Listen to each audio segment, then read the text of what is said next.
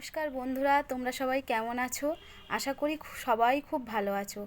আজকে পয়লা বৈশাখ, সবাইকে জানাই শুভ নববর্ষের অনেক অনেক ভালোবাসা আর বড়দেরকে জানাই শতকোটি প্রণাম। আমি গতকাল আমার ছেলে সন্ন্যাসী হচ্ছে, এই 3-4 বছর ও সন্ন্যাসী হচ্ছে। ও অনেক ছোট থেকেই সন্ন্যাসী হচ্ছে। আমার ভীষণ ভয় লাগে যে ও পারবে কি না পারবে, কিন্তু ও এত সুন্দর করে নিষ্ঠাভাবে পালন করে। বাইরের তো আমার যে ছেলে বাড়িতে মাংস ছাড়া ভাত খায় না, আর সারাদিন কোনো ভাতই খায় না, সেই ছেলে এত ভালো করে পালন করে সন্ন্যাসী হয়, আমি সেটা দেখে অবাক হয়ে যাই। ভগবানের আশীর্বাদ না থাকলে এগুলো হয় না। তো অনেক ছোট থেকেই সন্ন্যাসী হয়। আজ 3 দিন আমি ওকে দেখি না, ও বাড়িতে শোয় না, মন্দিরেই থাকে।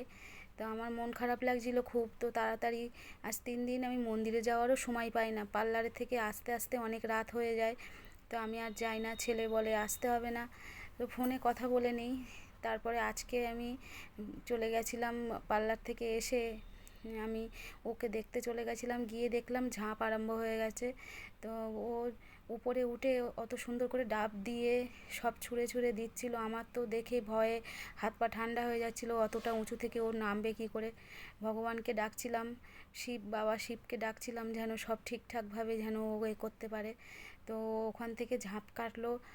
আমি সব ভগবান না থাকলে এগুলো হয় না। ও খুব ভালো করেই ঝাঁপ কাটলো, কেটে পুজো করলো খুব নিষ্ঠাভাবে। এখনও বাড়ি আসেনি, আমি তোমাদের সঙ্গে ভিডিওটা পোস্ট করছি, এখনও বাড়িতে আসেনি। সবাই ওকে আশীর্বাদ করো।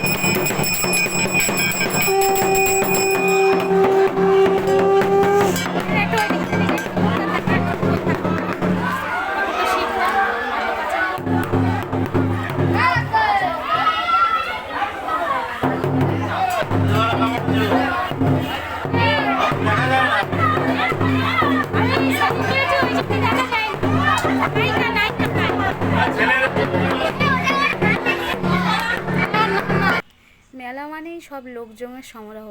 তো এইরকম চড়ক পুজো যে কোনো অনুষ্ঠানে আমাদের এখানেই ঠাকুর ওঠে। আমাদের এটা একটা বারোয়ারি তলা, এখানে সব রকম ঠাকুর আছে, দুর্গা থেকে আরম্ভ করে কালী ঠাকুর, দুর্গা ঠাকুর সব মন্দিরেই আছে। তো এখানে সবাই সব জড়ো হয়েছে, গ্রামের সব লোক জড়ো হয়ে গিয়েছে, সবাই দেখতে এসছে, ঝাঁপ দেখতে এসছে। আমি অনেকক্ষণ অপেক্ষা করছিলাম আমার ছেলের সাথে যে আমি বাড়িতে নিয়ে যাব আজকে। তো বললো না আজ বাড়ি যেতে নেই, আজও যাব না বাড়িতে। তাই ওকে রেখে আর আমার বড় ছেলে আমাকে নিয়ে আসতে গেছে।